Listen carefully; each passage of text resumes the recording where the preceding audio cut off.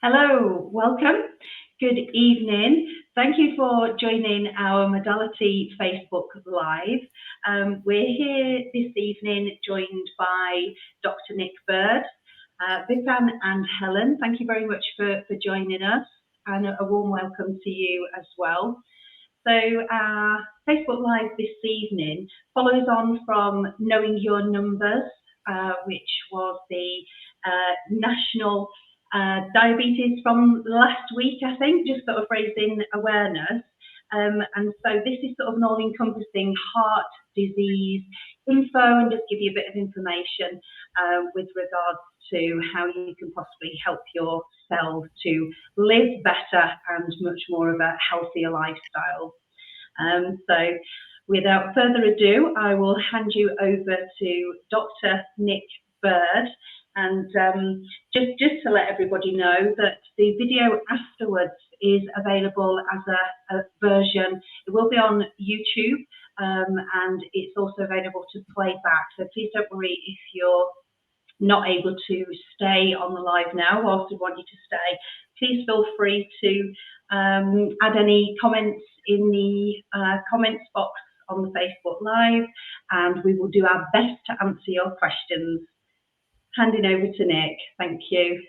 Thanks so much, Claire Marie. Well, can I extend my warm welcome to everyone who's watching this evening or is watching on catch up or on Facebook or YouTube later. It's fantastic to have you with us for this hopefully interesting and stimulating conversation about knowing your numbers. And I'd just like to also kind of take a moment just to say, I'm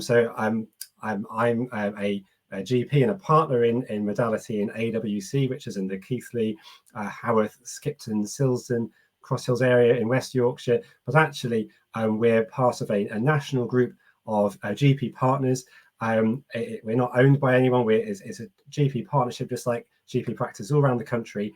And one of the great things about having working with colleagues in different areas of the country is we can share expertise and resources, and so I'm really excited that we've got two, I would say, experts, certainly GPs with fantastic experience and enthusiasm for preventing cardiovascular disease, preventing heart disease and strokes, and helping their patients with that. And that's Dr. Vipan and Dr. Helen from Wokingham in Berkshire.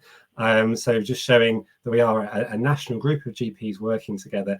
And so I'm really excited to hear what they have to say about knowing your numbers, and how we can all, as Claire Marie says, think about living a healthier and happier life. That's the point of tonight. So the Knowing Your Numbers national drive last week was about blood pressure. We're going to kind of broaden that a bit to talking about looking at our weight as well, our cholesterol maybe, and blood sugar, looking at people's risk of diabetes. So we know that these are really important numbers to know if you and I are going to look after our health and try and reduce our risk of heart disease and stroke.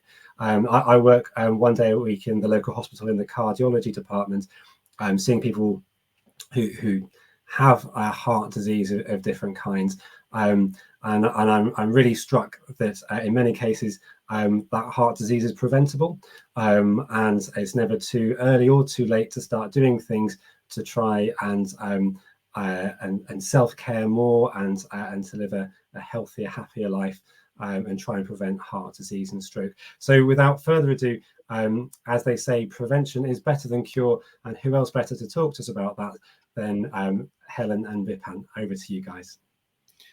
Thank you, Nick. Thank you, Claire Marie. I'm now going to utter the dreaded words, which is I'm going to share my screen. So I'll try and do that now. And hopefully somebody can tell me when it all appears to be going okay. So is that sharing okay? It is. Yeah. Thanks, Perfect. Okay, so welcome one and all. So as I said, thank you, Nick, thank you, Claire Marie, and thank you everybody joining. It's my great pleasure to be here. and hopefully go through relatively briefly some slides. Some of the content I hope will be reassuringly familiar. Some of it I hope will be surprisingly unfamiliar and may hopefully then spark a little bit of discussion. So Nick's been very kind and introduced us. My name is Vipin Bhardwaj and my colleague Helen Rutherford. We're both doctors in modality from Wokingham in Berkshire. And as you can see from this slide, we have various sort of roles. Probably of most importance for tonight is our sort of status as founding members of two organisations, the British Society of Lifestyle Medicine, that's the BSLM, and the SMHP, which is the Society for Metabolic Health Practitioners. That's a US organisation. Both of those are very much focused on preventing the kind of stuff that we're talking about tonight: heart disease, diabetes, blood pressure, etc. But particularly focused on doing it without over-medicating, trying to do it from the basics through lifestyle measures. I'll dwell on that a little bit. I am actually the lead GP within Modality nationally for the sort of the lifestyle medicine service. And I'll explain a little bit more about that later on. You can also see on here that there's a title which says Declarations of Interest. What does that mean? Well, that's just in a sense to reassure you that we're just doctors. So neither Dr. Rutherford nor I, we don't have companies that sort of peddling pills or potions or weird stuff like that. We haven't actually written any books, no websites, and for reasons that hopefully will become obvious, because our focus is on taking people off medicine, most drug companies are not that keen on us, and so they would not touch us with a barge pole.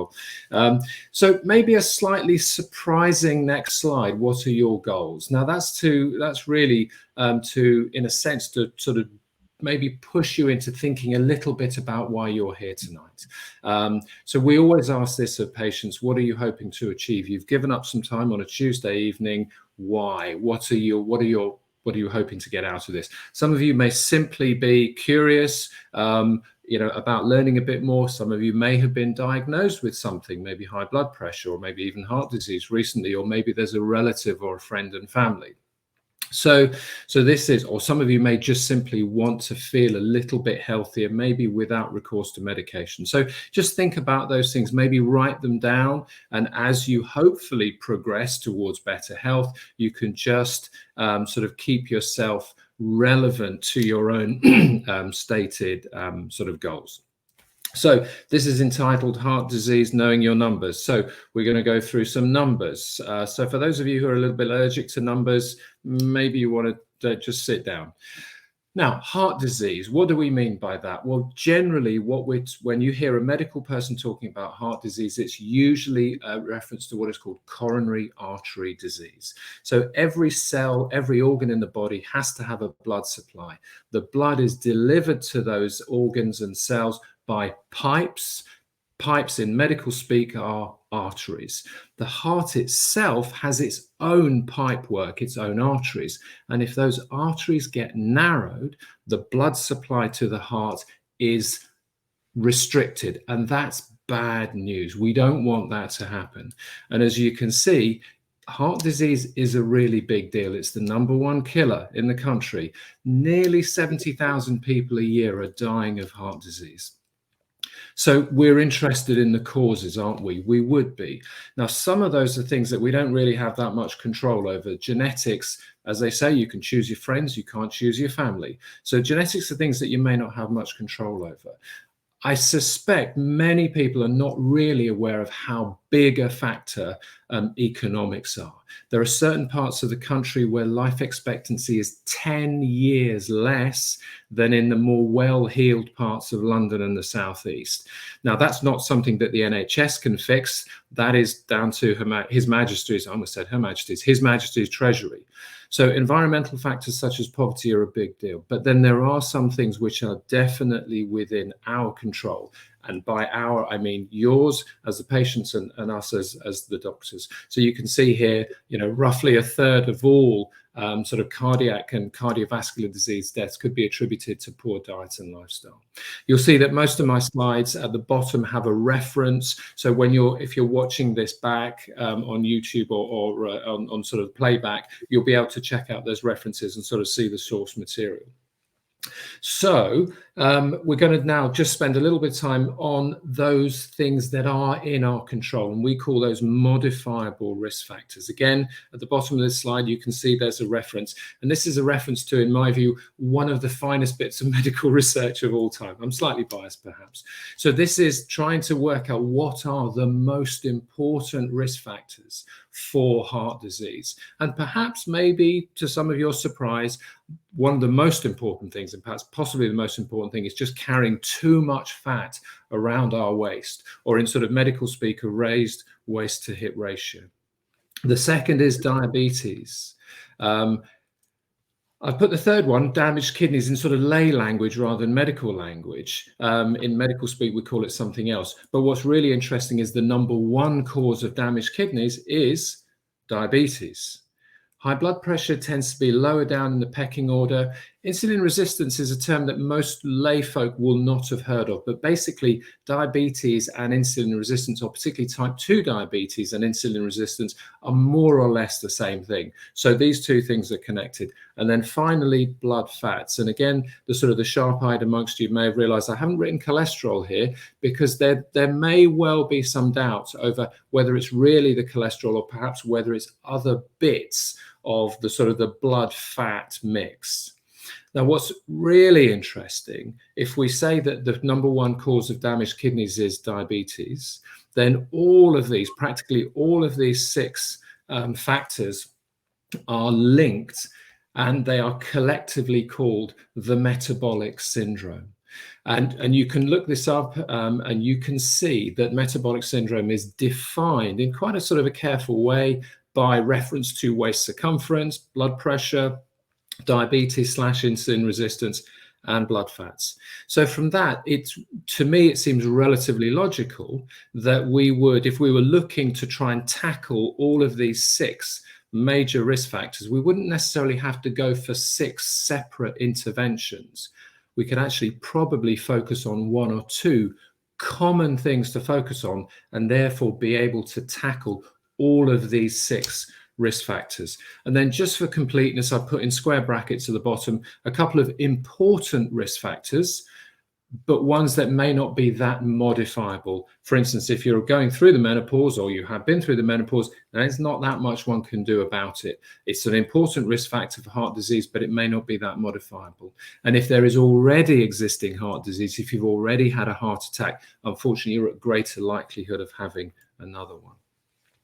So we've said that a high waist to hip ratio, or being sort of overweight, is a big deal. And it's therefore a complete tragedy that almost 10 years ago, 2/3 of the English population were either in the overweight or the obese category. And on the top right panel here, you can see that actually nearly a quarter of the population is actually in the obese category. And I always say when we do sort of group sessions, being overweight and obese, these are not sort of school sort of insults. These are medical terms that are defined in quite a precise way, and I'll come on to that in a couple of slides' time. So the fact that we have this problem with weight as a big population, frankly, it's a population health catastrophe. The second on the list was diabetes, wasn't it? And I remember how shocked I was when it first dawned on me, it first hit me, that being a diabetic takes on average about 10 years off your life expectancy. A diabetic is 2.5 times more likely to have a myocardial infarction. Myocardial infarction is medical speak for a heart attack. So a diabetic is 2.5 times more likely to have a heart attack than a non-diabetic, and twice as likely to have a stroke. Diabetes is a horrible condition and is well worth avoiding. More numbers, I'm afraid. Hypertension is actually a little bit less important. I'm not really going to dwell on this slide too much, because it is genuinely just that little bit less important. But where it becomes relevant is when it starts to become additive. In other words, somebody might have diabetes and be overweight and have high blood pressure, and then the risk really does tend to rise. Okay, so moving on, more numbers, the important numbers, the sorts of things that we should really be aiming for. Okay, so on the left-hand side, it's very clear, and again, there's a reference at the bottom, that there are certain sort of metrics that we should be aiming for. I mentioned body mass index. For those who are not aware, that is where you take your weight in kilograms and divide it by your height in meters squared. The principle there is somebody, broadly speaking, somebody who's 6 feet tall is going to weigh more than somebody who's 5 feet tall.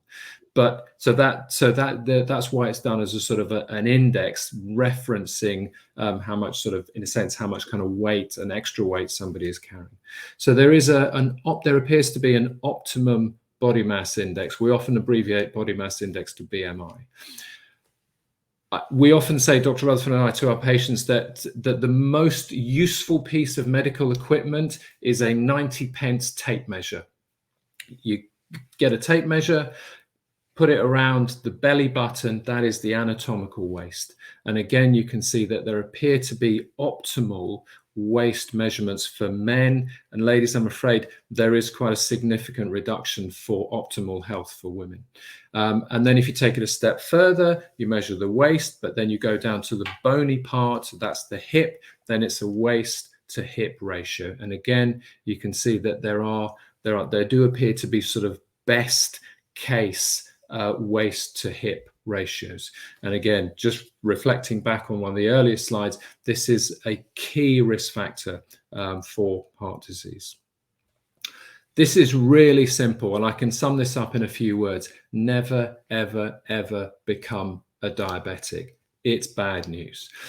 HbA1c, many of you will be unfamiliar with it, but it's how we doctors, the medical world, measures long-term blood sugar. So it's slightly different from one where you just sort of prick your fingers. This is a longer-term one.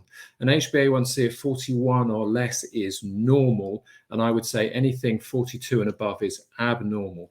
There is a distinction. 42 to 47 is pre-diabetic, 48 and above is diabetic, but many of us would say that once you've gone 42 and over, you're on the slippery slope. So that may be a relatively meaningless distinction, but just keep the HbA1c nice and low, and lots of risks go away. This next slide is really a bit of a joke slide. Blood pressure is complicated. So this is the official slide from the National Institute of Clinical Excellence, as it used to be called. It's now the National Institute for Health and Care Excellence. But you can see this is not an easy slide to have to navigate, because blood pressure, optimal blood pressure, depends on so many factors, age and other conditions. But as I've already sort of alluded to, really, I think if we get people to tackle the fundamentals, then blood pressure will probably just sort of take care of itself, because everything else will just neatly slot into place.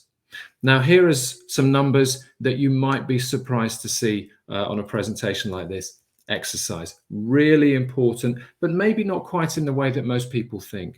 Official guidance is to walk about 150 minutes per week. So that can be broken down to sort of 20 to 30 minutes per day, but it's probably better to do it in sort of 2 to 3 slightly longer walks. The pace should be one where you can maintain a conversation, but to be honest, you'd probably rather not. We're not talking about a Roger Bannister 4-minute mile, but we're also not talking about dawdling. We're just talking about being on the edge of just being slightly uncomfortable. You're okay, but if somebody were to really start to talk about the finer points of heart disease, knowing your numbers, you probably want to tell them to shut up, because you want to concentrate on your breathing. So that's the sort of walking element. Strength is really, really important as we get older. As we get older, we lose a bit of muscle. We're more prone to falling, and if we fall, bad things can happen. So what Dr. Rutherford and I say to our patients when we do our group sessions, if you're somebody that's already going to the gym, then crack on. You don't need to not go to the gym. But if you're getting back into exercise after a period off, then this is really, really simple. Again, knowing your numbers, 3 to 5 exercises, 3 to 5 repetitions, 3 to 5 sets, 3 to 5 days per week, and try and tackle the push, the pull, and the squat muscles. That covers the sort of the big muscles of the body, which are often the sort of stabilizing muscles and can help prevent falls. Why is there the range 3 to 5? Well, you might wake up one day and you're not on top form. You've not slept all that well. Maybe work's a bit rubbish. Don't do nothing. Do 3. The 3 exercises, the 3 repetitions, the 3 sets. A different day, you might be absolutely flying. Well, on that day, you can nail it. 5 exercises, 5 reps, 5 sets. So you've got a degree of sort of scope there, reflecting how you're feeling. Exercise, really, really important. Final couple of slides. The medical profession is really good at scaring the crap out of people, isn't it? But we're not so good at actually giving people hope. And I hope that what you'll get from the end of today's session is maybe a little bit of hope that there are things that can be done to avoid high blood pressure, to avoid diabetes, to avoid heart disease and strokes. It's not all about people sort of deteriorating as we get older, and not all about medication. There's a phrase, isn't there, that it's about adding years to life, but also adding life to years. And then the final slide is the lifestyle medicine one. So this is what those of us of a certain vintage, and you can see I'm not an old, not a young bloke anymore. We were always taught years ago that start with the basics, and I think we've perhaps lost a little bit of that. And this is a slide from the BSLM, British Society of Lifestyle Medicine.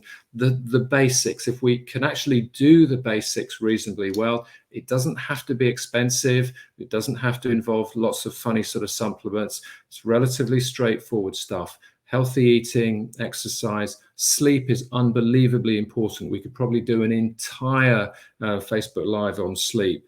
Mental well-being has become a big deal since sort of COVID time, and then minimizing harmful substances. I think most of that is relatively kind of old hat now, sleep, smoking, etc. But also sort of social connections. These are the sort of the pillars. There are various permutations of this. Some people have 4 pillars, some people have 5, others have 7.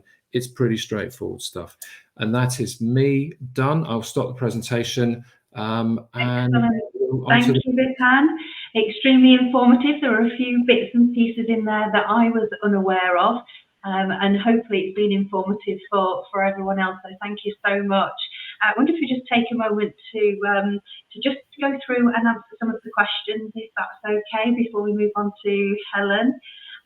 So I know we've got lots of questions and comments. I think we do have to be careful for individual circumstances, because obviously we don't know the full picture medically for some of the people that are asking the questions and comments. But if we can sort of answer some of these in a roundabout way. So we've got a question here from Najma. How does one identify if they have heart disease? Shall I take this one, Claire Marie? I just want to say thanks very much, Vipan. That was a fantastic presentation. Primarily heart disease, particularly Vipan was saying that a lot of it is narrowing of the arteries to the heart. So that presents as angina. So that's chest pain that people experience when they're exercising, and it might go down to their arm or up into their jaw. Often people feel out of breath with that at the same time, and then when you stop exercising, people tend to feel better. So that's the kind of textbook classical presentation. People might have those symptoms, and hopefully if you did, you'd go and speak to your GP about that. People also can find they get progressively more breathless when they're exercising, and again that can be a feature of heart disease, and it'd be worth getting assessed if that's the case. Also, if you had an irregular heart rhythm, then I think it's worth, if you could feel that as palpitations and it felt irregular, that would be worth going to see a health professional about. And if you were to have a collapsing episode, again, it's important to get checked out. Occasionally those can turn out to be related to heart disease. So they're the common symptoms which hopefully many of you have heard of, but chest pain is probably the most important one, Najma, so I hope that's helpful. So I kind of sense slightly from your question about kind of worrying about, well, what if I don't have any symptoms of heart disease? but by and large, the important significant heart disease tends to kind of show itself in symptoms. So I hope that's a little bit helpful. Is there anything you guys would add to that at all? Yeah, I'd probably just say the other thing is, obviously, as Nick said, most heart disease, by the time you get symptoms, it's already on its way. And what we want to do is we want to try and prevent, and the whole reason we're on this sort of fantastic webinar this evening is to try and think about how do we prevent heart disease. And I would say, especially having listened to Vipin's discussion there, and that sort of quite scary fact that, you know, if you're a diabetic, you're 10 years, you're going to die 10 years younger than somebody who's non-diabetic. And we as doctors all learned that diabetes is accelerated aging. So I would say the number one thing you want to do as a screening test maybe is make sure you've had an up-to-date HbA1c, had a screening test for diabetes, especially if you've noticed recently that, you know, your trousers are getting a little bit tighter and maybe your waistline's expanding, because that's a big risk factor for heart disease. And as yet in the UK, we don't have screening tests for heart disease. Brilliant. Thank you, Helen. That's really helpful. Popping through some of the others comments that we've got. So we've got a couple of comments, just perhaps a little bit worrying, but we just want to provide a little bit of reassurance in regards to the text that everybody's received for this. So this is, everybody has received the text, and it really is about sharing the information and how you can help yourself and family members. So we just want to reassure everybody that just because you've received a text to attend this Facebook Live, it doesn't mean you've got heart disease or issues. So we've got lots of really good, interesting comments coming through. I think what we'll do is we'll move on to Helen, if that's okay, and we'll thank you, Helen. Have you got a question for me? Well, I'll have a little look through some of these questions. I know some of them scrolling through, we've actually got some very individual circumstances, and I think just sort of wanting to avoid answering any individual circumstances. Okay. Do you I haven't got a presentation like Vipin, I'm afraid. Oh, right, okay, no worries. Are you happy for me to go through some of the questions, and let's see what we've got. So perhaps a couple of questions just in relation to how anxiety may affect somebody's blood tests, ECGs and heart. So somebody's mentioned, Nikki, that she gets the feeling that her heart jumps and flutters and has had blood tests and ECGs and everything was normal. Is it possible that anxiety can affect things like your heart? So I'm really sorry that you're suffering from that, Nikki, because that is quite difficult, isn't it? Because obviously when you start feeling palpitations or you get chest pain or feel a bit breathless, and you've heard us all talking tonight about these symptoms of heart disease, it can increase your anxiety and you can get into a vicious circle of whether it's chicken or egg. Reassuringly, tests that we can do in the surgery, such as a tracing of your heart, an ECG, and maybe some blood tests, checking your blood pressure, sometimes sending you off to what's called a chest pain clinic, where you get on a treadmill and we have a look and see what your tracing of your heart is doing and the electrical activity in your heart, what that's like, and whether there's any suggestion that there might be coronary artery disease, that furring up of the arteries that we spoke about earlier. If you've had all that done and that's all negative, then that's incredibly reassuring. It is very true, though, that anxiety, when you've got heightened levels of anxiety and you have a particular chemical pumping around your system called adrenaline, that can make your heart race. It can make you feel a little bit sick. It can make you tense up and get chest pains because your muscles all tense up. So it's very common to get real physical symptoms when actually anxiety is the underlying cause. And I think that's why we would say, taking a sort of lifestyle medicine stance on this, that actually it's super important to get your stress levels under control. So thinking about if there's something in your life that maybe could be fixed, that could help reduce your stress levels, that's great. Often we don't have things we can fix, but maybe there are strategies that you can employ, such as perhaps meditation, mindfulness, Exercise is a fantastic stress buster. Getting out into the sunshine, because we know that often depression can be associated with low levels of vitamin D. So get out into the sun. Please don't burn, but getting out in the sun and getting some sunshine on your face and your skin is a great idea. Walking in a forest, in Japan, we tell patients are told in Japan that to go out and do something called forest bathing, where you walk in a forest and a lot of the chemicals that the trees release can really help reduce your stress levels. And I think most of us know that when we get out into nature and just sitting in nature and being quiet and calm, that can really sort of help with our stress levels. So there's lots of things we can do, but I think if you've had a fair number of tests done and you've been told by your clinician that you haven't got heart disease, then you should be reassured by that. And maybe it's time to just look at the stresses in your life and what kind of things you can do to sort of help with stress. And the other thing, of course, is we're learning more and more that ultra-processed food can also affect our mood. And it could be that actually by trying to get back to a more basic real whole food diet, that could also help with your anxiety levels of stress. And I've certainly had good success with many of my patients who have suffered from depression and anxiety by advising them about sort of basic nutrition. So that might be worth a go. Brilliant. Thank you, Helen. I'm also aware, as part of sort of the holistic approach to lifestyle, at our modality surgeries, we have our health coaches, we have social prescribers, we have a whole team of people that work alongside our GPs, don't we? So I think there are lots of different options and routes of choice for people to go down to look at those lifestyle changes, connecting up to walking groups. I know forest bathing is something that we're looking into around this area.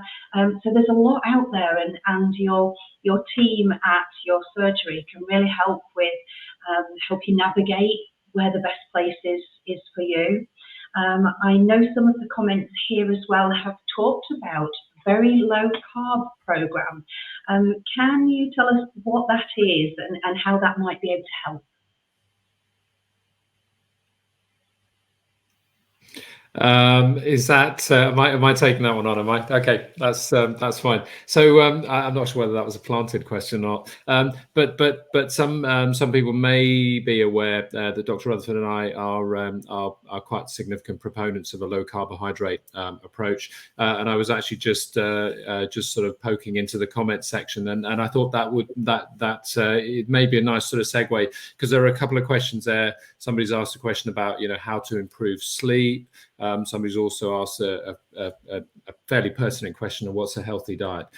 So our response would be that a healthy diet is one. You can dress it up in multiple different ways, but a really good starting point is just to cut out, if you can, processed, really ultra processed food. That's a really good starting point for many people. Now, it may not be essential for everybody, but it's a really good starting point. That will in itself most likely lead to a diet which is slightly lower in carbohydrates, and that does seem to be beneficial. And there are now sort of multiple studies and multiple collections of studies. So one study doesn't change the world, but if you actually have lots and lots of studies, and they can be sort of put together, we call that a systematic review. Another term for it is meta-analysis. Now, there are multiple ones of those that show that actually reducing the carbohydrate content can be quite beneficial for multiple conditions.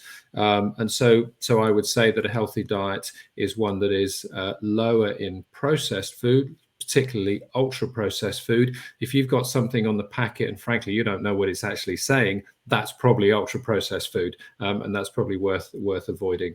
And then sort of generally lowering carbohydrates. How far to lower carbohydrates will depend upon multiple things. Dr. Nick Bird and his colleagues in AWC run a very successful low carbohydrate program. It's called the VLCP, the Very Low Carbohydrate Program.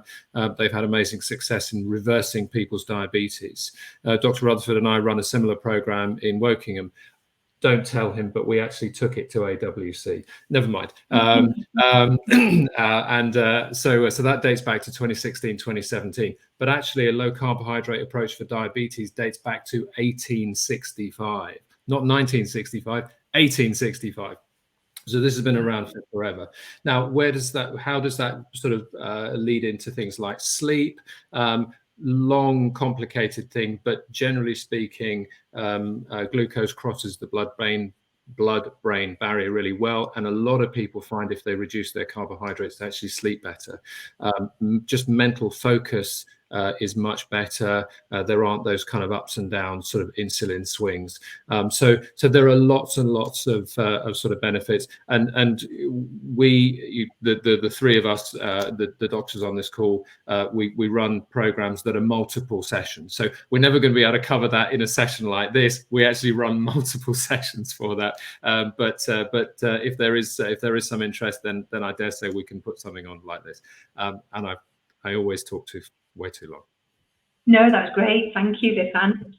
Maybe I could come in there a little bit more about sleep, because I think most of us, we go to our GP or our clinician and we sort of say we're having problems with sleep. And I think a lot of us might be expecting sleeping tablets. Sorry to say, they don't work.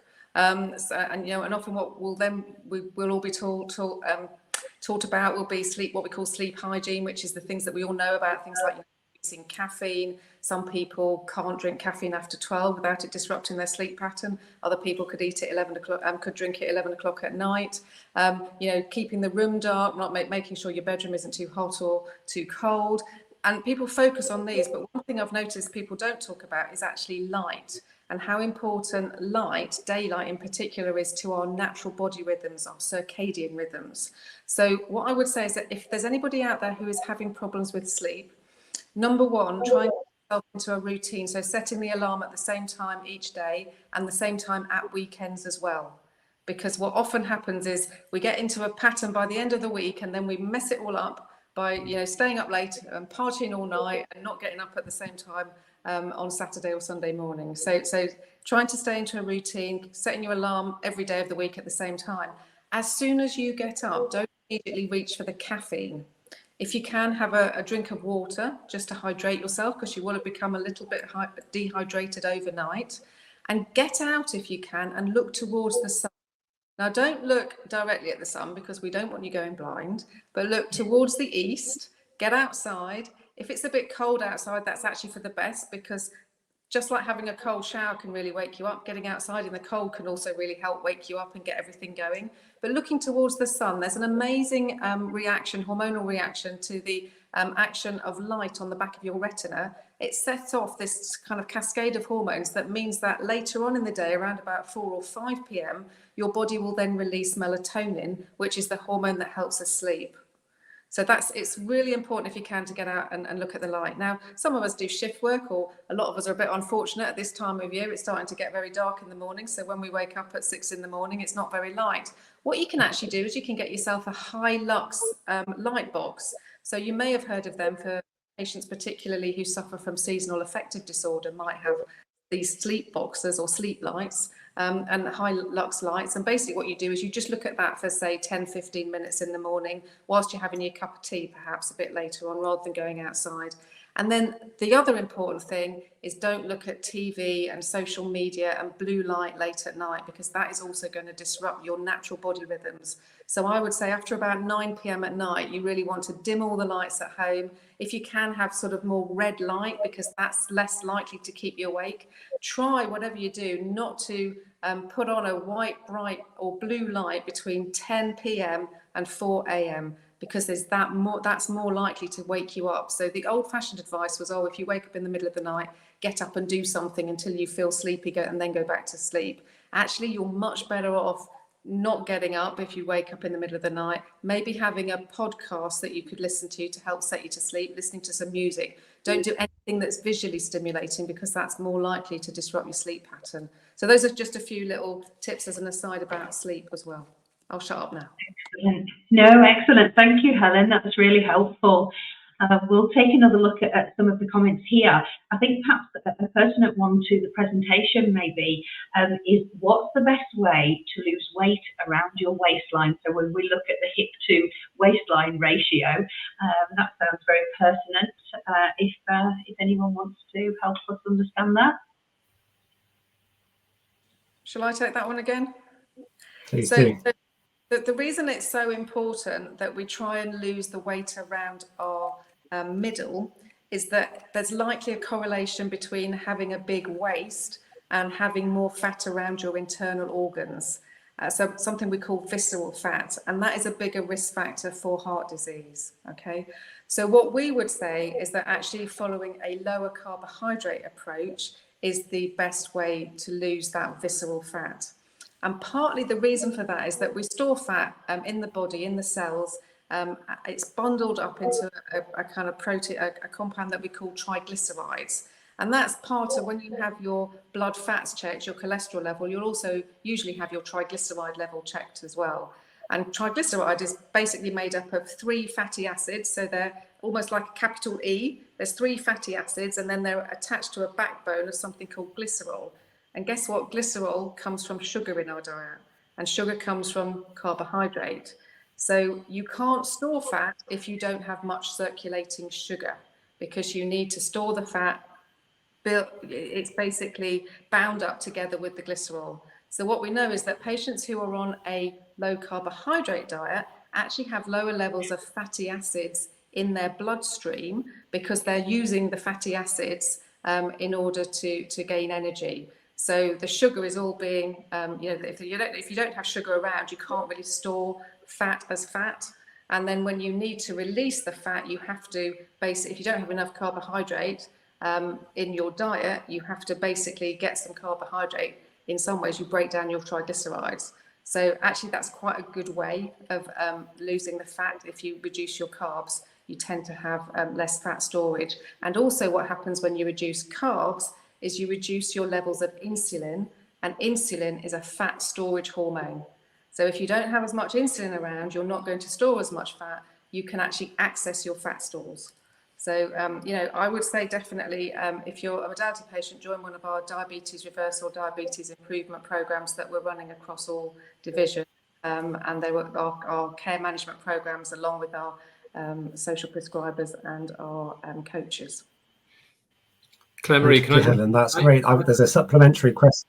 Sorry, go on, Vipin.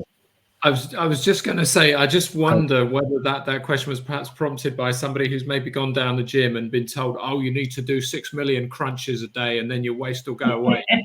There is that thought, isn't there? And I think that's we do need to just make sure that isn't a misconception. You can't get rid of a waistline just by doing lots and lots of crunches. But actually walking, the official guidance of 150 to 180 minutes of walking per day at the sort of the pace that I outlined, you can have a conversation, but you'd rather not. That does some really nifty things inside the cell. And that is actually a really good way to make some changes, which will then flow through to weight loss. Forgive me for interrupting you, Nick. Not at all, Vipan. And so for many people, I think that idea about boosting your exercise levels to walking this brisk walk for 20 or 30 minutes 5 times a week to get that 150 minutes, I think is a challenge. If you've got someone who's going down the gym doing lots of crunches, would you recommend they do something else if they're going down the gym? I think the 3-5 program that Vipin showed you on the presentation, I think we'd say definitely you want to do some exercise that's muscle strengthening, if you like, so that you're going to build some muscle, because muscle is a bit more metabolically active. That is going to help with things and just keep you fit and healthy. So that's what I would say is probably a better idea, because there's not that much evidence actually that exercise helps you lose weight. What exercise does, it has other enormous health benefits in just the way it makes you feel, and it really does help improve your mood and just generally your self-esteem. So I don't think you can exercise really to lose weight. I think you need to sort of be thinking really about getting your insulin levels down, and the best way to do that would be a lower carb diet. But if somebody doesn't want to sort of necessarily go for walks, there are stationary bikes, and there are rowers, and there's swimming, all those sorts of things. All of those are going to have that sort of that benefit on sort of heart health, if we can put it that way. I think, most of us would say that the modern kind of tendency to think about things like HIIT training as a way to sort of substitute for long duration exercises, that's not really doing it, because again, we're going to get a bit technical here, but that's actually going to be a different way of burning calories. Again, this sounds a bit weird, doesn't it? There's how many ways are there to burn calories? There are different ways of burning calories, and so the sort of HIIT training thing is probably best left for a different discussion. But yeah, okay, I'll stop. Sorry, the other thing I was going to say about exercise as well is that a lot of people who've been very poorly, particularly patients perhaps with rheumatoid arthritis, which again is another risk factor for heart disease, often it's really difficult to exercise. So what I'd recommend there are some brilliant YouTube videos for things like armchair yoga. There's a fantastic YouTuber called Adrienne. She's got a channel called Yoga with Adrienne. It's brilliant, and she does loads of different sort of videos, armchair yoga, yoga for arthritis, yoga for sleep, and I'd say maybe start with that, and then as you get a little bit more flexible and perhaps that helps with your pain, then you can progress and do other things. So any little bit of exercise is worthwhile doing. So don't feel that, if you can't do kind of a 10-mile run or something, don't feel that it's not worthwhile just walking to the end of the road and back. It is. Absolutely, Helen. And I just add, I'm very interested in exercise. I've heard a really interesting speaker talk about how there's that extra benefits of exercising with people. You kind of feel more connected, and it's easier to keep going, isn't it, if you're doing it with people? And I think that's probably one of the reasons why dancing is such a common social activity, isn't it? So dancing is fantastic exercise, and you're connecting with people. Stick some tunes on and dance around the kitchen with your family. There's all kinds of ways to get exercise, aren't there? And the other thing I was going to say, sorry, as well, the other thing is laughter. It's so important to have a laugh, because what happens is when we laugh, we basically take in oxygen, and initially our blood pressure goes up a little bit, but afterwards our blood pressure actually goes down, and it just makes us feel so much better. So, dancing around, having a bit of a laugh to music, and music also helps our stress levels, and that's the perfect exercise, I reckon. Brilliant, thank you. Nick, did you have any other suggestions apart from dancing? For exercise? Well, I think we've talked about quite a number, haven't we? I think locally we're Park Run practices, so we partner with Park Run, which I'd strongly encourage people to go online and look for where your nearest Park Run is.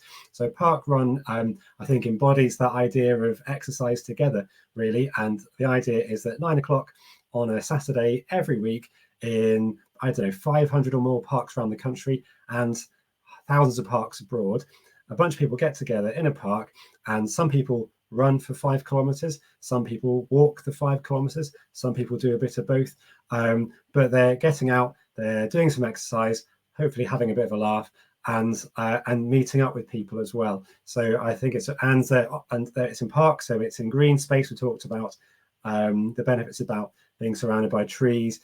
So it kind of hits a lot of those boxes, really. So we think Park Run's a fantastic, initiative to try and encourage people to be that bit more active and get people out of the house.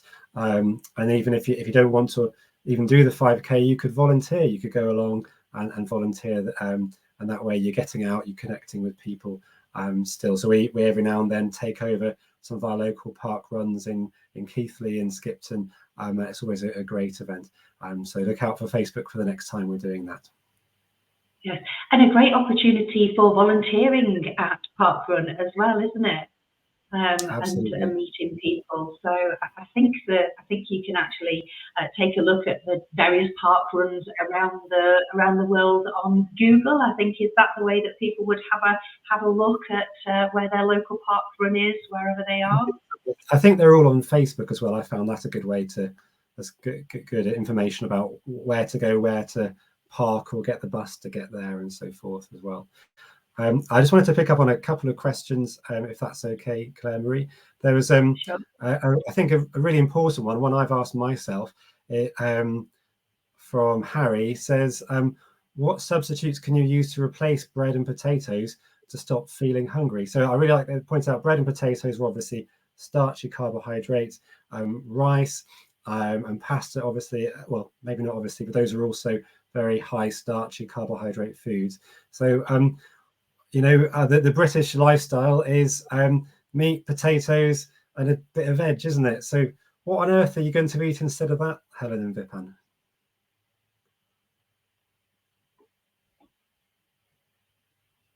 Okay, I'll take that one on. So and actually somebody has put in the comment, asked a question about the keto diet. So for those who are unfamiliar, the keto diet is basically the very low carbohydrate program diet. So if you're on the keto diet or the very low carbohydrate program, or in Woking we call it the diabetes reversal program, then the answer to that question is there are no substitutes, because your carbohydrate level is going to be low enough that actually a wonderful thing happens, which is that hunger goes away, because our own fat stores become our fuel source. It's almost kind of alchemy, isn't it? But it you know, it works, and we've collectively, between AWC and Woking, we've got many hundreds of patients who can sort of testify to that. But that may not be to everybody's taste. So we have sort of suggested an alternative way, which is to have a largely carbohydrate-free day, but allow one starchy meal per day.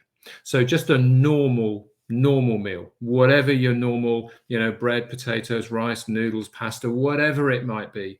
On a diabetes reversal program that Dr. Rutherford and I did for Lewisham patients, somebody asked me whether they could have a plantain.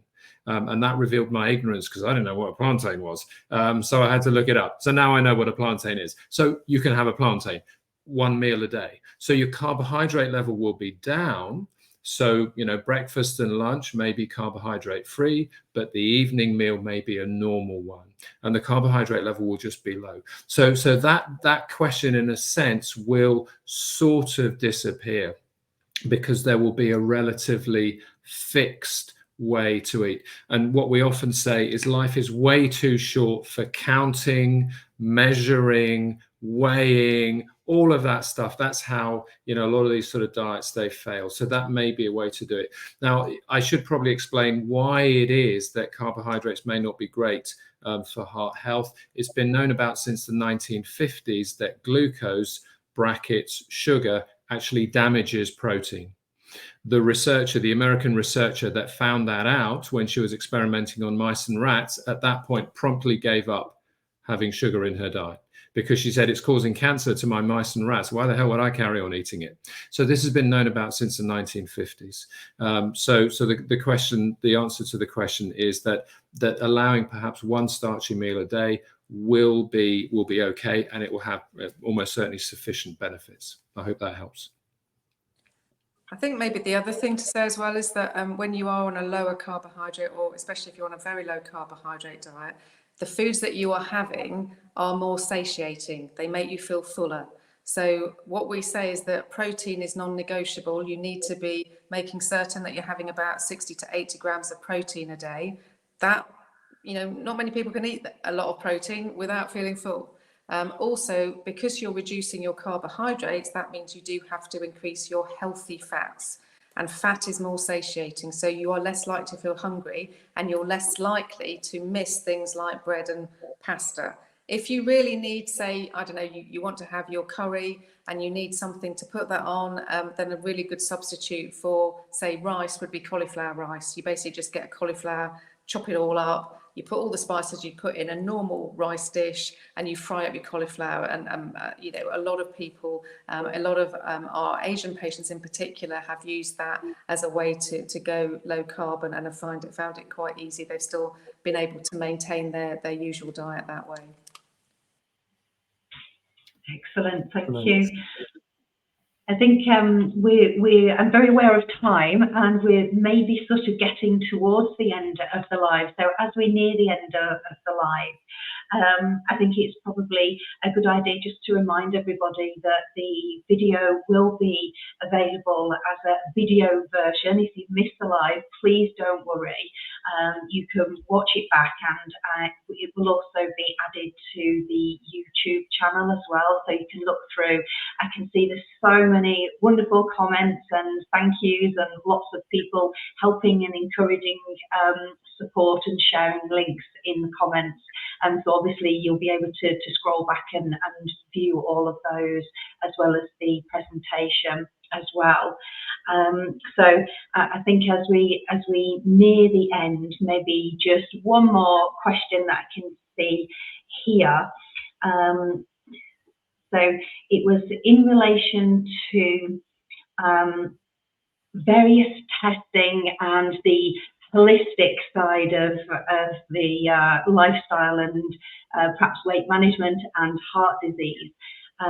So I think it's one that I can maybe answer for us. And we've got an amazing team at our surgeries, medical and non-medical, and they all have lots of knowledge and experience and work very closely with each other.